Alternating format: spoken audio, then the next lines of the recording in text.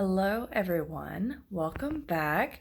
Today we're starting at chapter 9, A Familiar Face. So, I'm going to jump right in. Knock this one out of the park. Upon arriving back to the house, there is an unfamiliar car sitting in the driveway. And the moment they pull in next to it, the car is turned off and the driver's door opens.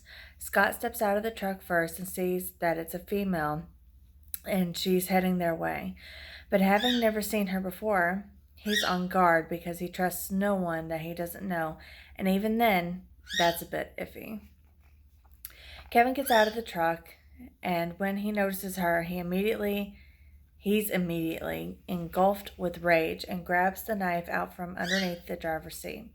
He wants nothing to do with her and is willing to do whatever it takes to ensure that this is the last time that they cross paths.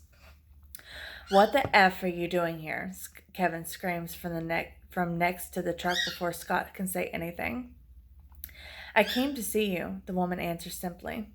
"Listen, there's nothing to say, and based on his reaction, he wants you to leave. So get going," Scott says to her. "Who are you?" the woman asks. "That doesn't matter. The question is, who are you and why is he ready to pounce on you?" Scott replies. "That's because I made some mistakes in the past, but I'm here to try to make things right. And I know that if he gives me a chance to explain myself to him," the woman says. "Okay, but who the F are you?" Scott asks again. "I'm Bella. Please help me talk to him so I can explain what I feel, because without him, I'm alone, and I want to feel like I'm special once more. He made me feel so complete," the woman answers. "So, you're the one responsible for his downfall. Honestly, I think it might be best for you to leave and forget about him. There will be a day when he comes looking for you, but today is not that day. To be honest with you, though, I hope you wish that day never arrives, because if it does, it will be life-changing. And even though you claim to have changed, I can promise you that the Kevin you once knew is long gone as well, and he's an a-hole now," Scott says. "Okay. He's always had his moments. I've seen him mean before, and I know that there's something within him that he can't control. I know him better than he thinks. I know my man," Bella replies. "Really? And what number is he?" Scott asks. Bella flinches at the question but makes no move to answer. "Like I said, you better leave before things get ugly, and we won't be held accountable because you were trespassing, as you were clearly made aware that we don't want you on the property," Scott adds. "Kev, I know you don't want me to go. I know you still love me. We are meant to last forever, and this is not forever. We hit a speed bump, and that is not how we were meant to end," Bella implores as Kevin just stands next to the truck staring. "Last warning, get going before things get ugly. He clearly doesn't want to talk to you, and if that ever changes, he will be the one to do the reaching out, as it's clear that you will always want to sink your claws into him," Scott replies. "Don't you judge me. You don't know what I've been through. You don't know what Kev has been through. And you don't know what we've been through together. I know he wouldn't tell our business to the world to judge me, because he's my protector and my man," Bella snaps. "I know you more than you think. You aren't special to him anymore. If anyone has a place in his heart, it would be me, because I was there for him. He's my brother, and I will make sure that no one ever hurts him the way you did ever again. So don't think for a second that I don't know what you're all about, because I've met countless whores and I can spot one a mile away. I only wish I had known him when you first met him so I could have warned him of the type of skank you truly are," Scott replies as a disgusted Bella walks away. The moment that Bella takes off, it's like the spell is lifted from Kevin, and he starts to walk toward the back of the truck to open the door for Sean so they can get him out. Scott helps him get Sean into the house, finally having a visual of Bella. He now knows who to look for in the event that Kevin gets shy and is unable to wipe her from this world. Surprisingly, Scott has never seen a photo of or anything of Bella, so when he saw her, it caught him completely off guard, and the confrontation today solidifies his want to destroy her and her family. There are a number of things running through his mind, and he knows that Kevin's mind is reeling too. So he doesn't want to make it all about him and this moment of clarity. He knows that Kevin must be experiencing a lot of confusion and mixed feelings because it had been a while since he had any contact with Bella, and to see her at his place is something that he wasn't expecting. Once they have Sean inside the house, it's Kevin who's looking at him as if it's time to wipe the slate clean and start fresh, because knowing that there are people out there who can cause them harm is something that needs to be addressed, and in order to do so, they need to prepare themselves to make the hardest decisions in these types of situations. Kevin stares down at Sean with a knife in his hand as Sean finally comes around from his fainting spell. Unsure of where he is before he can say anything, Scott lets him know what happened outside the bar, and that since they didn't know where he lived, they left his car behind and brought him to Kevin's house so they could figure things out from there. After he woke up grateful, Sean explains to him that he has vertigo and that it sometimes hits him from out of nowhere. And knowing that he had two strangers basically take care of him truly means a lot, and that they have his word that going forward they can count on him for whatever they need. The moment that Kevin hears that declaration from Sean, he drops the knife, knowing that he can't take out someone who feels that they owe them so much. He tries to refocus on the main reason they had him wanting to kill Sean, which is Bella, and her reappearing in his life after being away for so long. There is no doubt that Bella is a trigger for Kevin, and that will be the thing that will allow Scott to accomplish the things that he wants in regards to destroying her and everyone else who has caused them any harm, any type of harm. Knowing this will be vital going forward, as this will be the only thing he can constantly use to get Kevin to refocus, because her reappearing triggered his darkness in him that had him willing to kill someone whom he wanted to save moments before her arrival. Scott informs Sean that they'll be in the other room taking care of some unfinished business, and he is welcome to come join in because it will be something refreshing and eye-opening for him. Not sure what to think, Sean decides to sit back for a minute or two, claiming that the room is still spinning a little. But once he's able to, he would gladly join them. Scott looks at him and shrugs it off, knowing that the poor man is still struggling with what's happening in front of him. He doesn't want to pressure him, as the signs are there that he wants to participate. It's just a matter of finally crossing over to the dark realm with the intention of staying there for as long as possible. But there's no denying, I keep tripping, denying that Sean's soul is corrupted as well. He might not be to the same level as Kevin and Scott, but there is something there that's screaming for vengeance and blood. Kevin walks into the room and finds Goddess huddled in the corner, not sure what to do next. She was hoping Scott would be the first person to come into the room because at least with him, he's a little more predictable. The torture gets him off. But Kevin is a wild card. One moment he's on your side, and the next he's attacking you because something goes off in his mind. Shrinking back like a coward, she looks on as Kevin slowly approaches her while Scott stands at the door looking on. Scott is intrigued with Kevin's approach in the matter.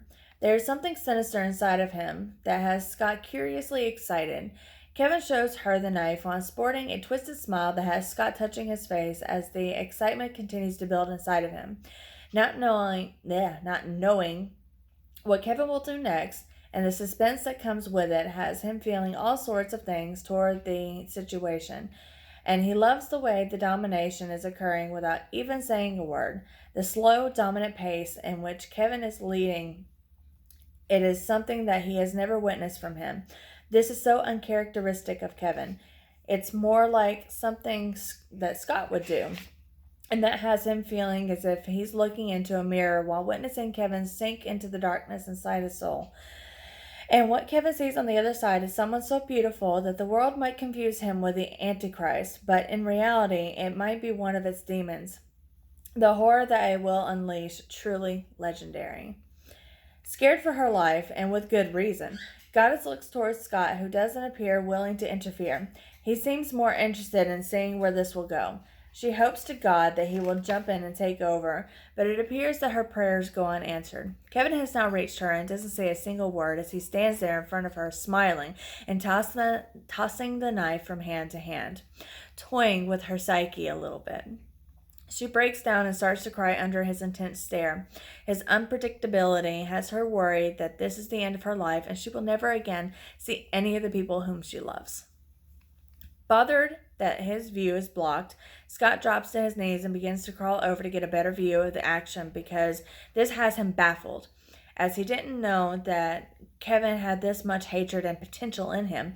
Inching his way across the room, Scott witnessed the exact moment that Kevin's expression changes from the smiling, knife-playing man to the fire taking over his eyes as he stabs Goddess through her belly button and then proceeds to pull the knife toward her chest, opening her up completely with no chance of sealing the wounds to keep her around a little longer.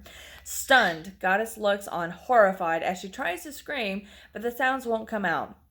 As she falls to her side, she comes face to face with Scott,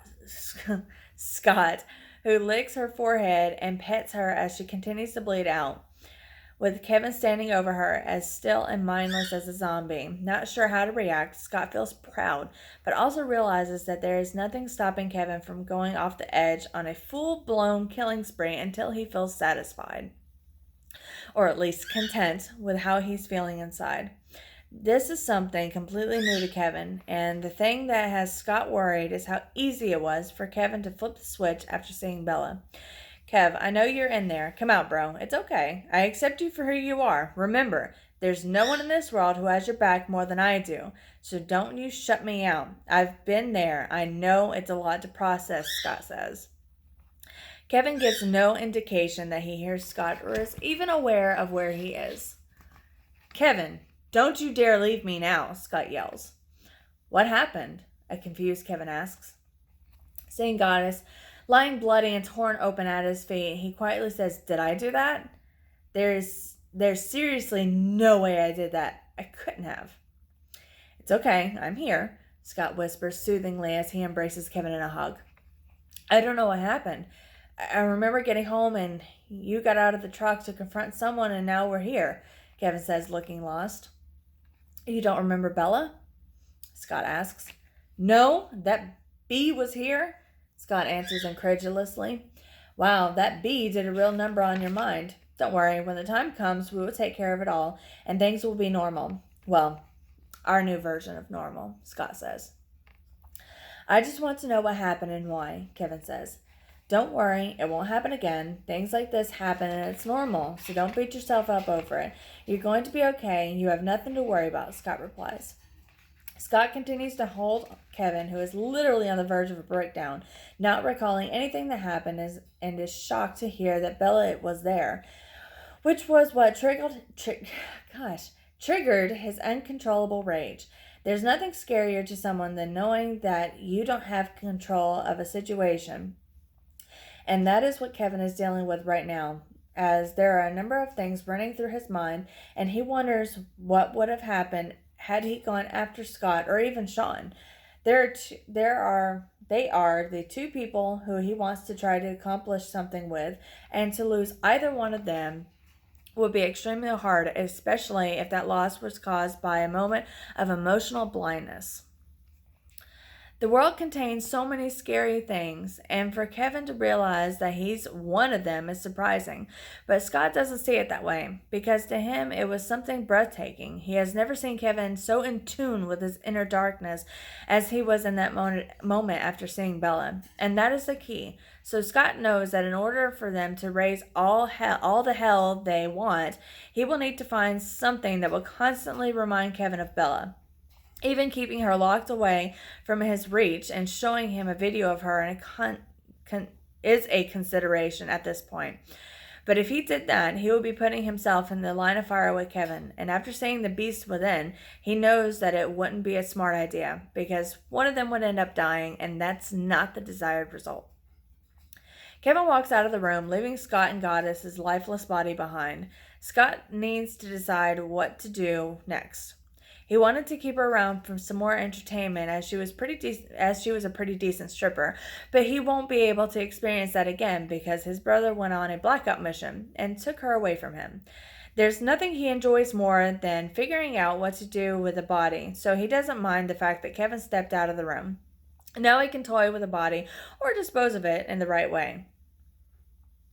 Dispose of it right away, depending on how he feels. But at the moment, he's more concerned that this is something that could change Kevin and is worried that Sean might not be safe. Despite having a reason to follow Kevin and prevent him from attacking anyone else, he can't stop himself from staring at Goddess's lifeless body and wanting to stay inside the room with her.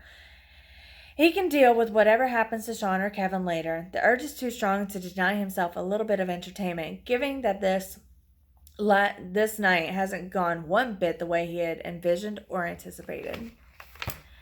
Kevin walks into the living room, and sees that Sean is sitting on the couch with his eyes closed. He doesn't know how much Sean knows about what happened earlier in the night, so the only logical thing to do is to start a conversation with him and see what he does and doesn't know. Sensing that someone is in the room with him, Sean opens his eyes and sees that Kevin is standing silently next to him, and that has him feeling a bit uncomfortable, as anything could have happened and no one would have known. Having an eerie feeling come over him, Sean tries to make sense of it and thinks that there is no way that they would have saved him, only to kill him now at their house after taking care of him when he was having his vertigo attack. There has to be another reason why Kevin is standing there, not saying anything, and acting strange with what appears to be blood on his right hand. "What's up, Kevin?" Sean asks. "I don't know what I've done," Kevin answers. "Have you ever experienced something like that?" "Every time I get vertigo. I never know what happened or what caused it," Sean answers. Kevin nods his head thoughtfully at Sean's answer. "What's that on your hand?" Sean asks cautiously, hoping to not upset Kevin. "Oh, this? This is blood from the stripper that This is blood from the stripper that Scott was holding hostage. Apparently, I killed her, but I don't remember doing it," Kevin answers, throwing Sean into panic mode. Seeing the panic on Sean's face, Kevin tries to ease his fears. "Don't worry, Sean. We're not going to kill you. If we wanted you dead, you already would have been dead. Yet here we are talking, having a civilized conversation while trying to figure out what the F is wrong with me." "I'm not worried. I figured as much already, but there is something that is concerning me, and I would like to know why you can't remember what you've done." "Something must have triggered your blackout, and it's only a matter of figuring out what it was," Sean replies. "I know this might be a long shot given your condition, but it's worth a shot." "Did you see a woman in the driveway when we pulled in?" Kevin asks. "I don't know. I heard things, but I don't know if it was real or something in my messed up head. I do recall hearing the name Bella and someone telling her to get away," Sean replies, his brows furrowing with the effort to remember. "You think she was the trigger?" "I do, and so does Scott. I did things that I wouldn't normally do, and if she's my trigger, that only means that I need to get rid of her a lot faster than we had planned because she can become a danger to the world if left unsettled. She needs to be put down because if I don't do it, there's no telling what will happen next," Scott says. Kevin says, not Scott. "Don't worry, Kevin. She won't have the opportunity to strike first. We'll make the first move, and once that happens, there won't be much left of her to fight back. The thing is, Kev, you need to realize that there are many things that need to happen before the end of the era. You are someone I've only just met, yet something about you speaks to me, telling me that we will get along just fine, and there's nothing that bonds me toward her. So if I have to bet my money on someone surviving and making it through to the other side, my money is and will always be on you," Sean replies as Kevin nods in agreement. Kevin and Sean are continuing continue bonding when out of nowhere there's a scream coming from the other room. They stop talking and look toward the room to see what is happening. But unable to see Scott, they stand up from the couch and head to the room to make sure that everything is okay. They continue to hear small mumbles coming from the room, but there's not much else. What Kevin finds bizarre is that he knows for certain that Goddess was dead when he left the room, so either she's turned into a zombie, which makes him chuckle at the thought, or someone has managed to get into the house and attack Scott. Sean doesn't know what to make of the situation, as this is the first time experiencing something like this. Not knowing that what follows is unnerving, given that up till now he's always been in charge of his fate. But this is something that freaks him out and excites him at the same time, as there's nothing more exciting than unpredictability. Once they reach the room, they see that Goddess is still on the floor, so there goes the strange zombie theory. Yet Scott is nowhere to be seen, but he also didn't come out of the room, so there are only a few places that he could actually be. Kevin doesn't expect to find Scott dead because he knows that there is not a person alive who could bring him down. And if someone were able to do so, it would be because of one of two reasons. First, he would have to have had enough with fighting and trying to make the world into something different. And second, and a more little likely scenario, it would be himself that would end his life because he wouldn't be able to deal with the things that he has done throughout his life and wouldn't want to harm anyone else. But honestly, Kevin doesn't see either scenario playing out, at least not anytime soon, because there is so much to be achieved, and Scott wouldn't want to leave Kevin alone with no one to secure his safety, as he feels that like there is a debt that needs to be paid, and he's here to do so.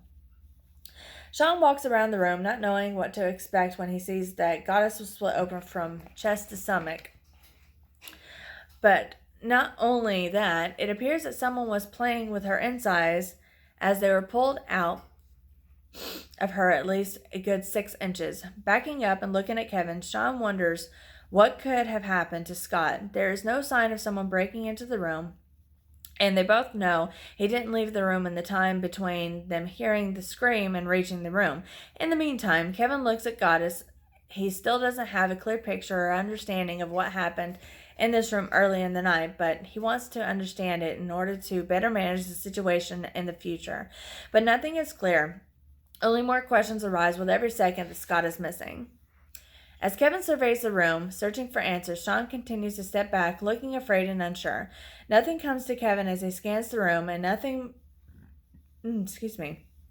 And the more he looks, the more he questions himself and everything that he already knows. Kevin knows he has no interest in pursuing anything further with Bella, and that he wants her to suffer more than anyone else on the planet. But he also knows that there's a time and a place for this to occur, and now isn't the time. He also knows that Scott wouldn't leave him or take his own life, and there's a reason as to why Scott can't be found, which makes him wonder if this is all some type of sick joke, or if it's really happening in a way that can't be explained. The problem is, if it were the latter, Kevin would have had an idea that he's good at anticipating people, and this is something that has caught both he and Sean by surprise. While Kevin continues his visual dissection of the room, Sean continues to back out of it. When he reaches the door, he feels someone grab him from behind the door, followed by some loud laughter and a scream from Sean. Kevin looks back and smiles as he sees Scott is alive and well, just as he had suspected. But he isn't too thrilled at the joke that he pulled, mostly because he wasn't in on it. Kevin would have loved to have played a role in scaring Sean, but he isn't too upset because the only thing that matters to him is that they're all okay and ready to go forward with everything that is to be done in order to start the hostile takeover. Man, you scared the crap out of me. Seriously. That was a good one, Sean says, shaking his head in amusement. I had a feeling I would be able to get you with that. Consider yourself one of the guys now. Not that you weren't one of us before, but now you can officially call yourself one of us, Scott replies with a laugh. There's something to be said about you and your ways, Scott. You're a sneaky little bastard, because I can't say it. But that's why I love you, bro, Kevin says.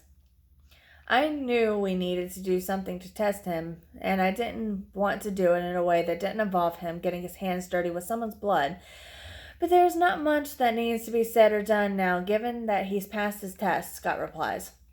There's not much that can be said about what you guys do and how close you are. I admire that the most about you guys because it shows me that there's a family out there that can accept me, and I would welcome the addition of it into mine, Sean says.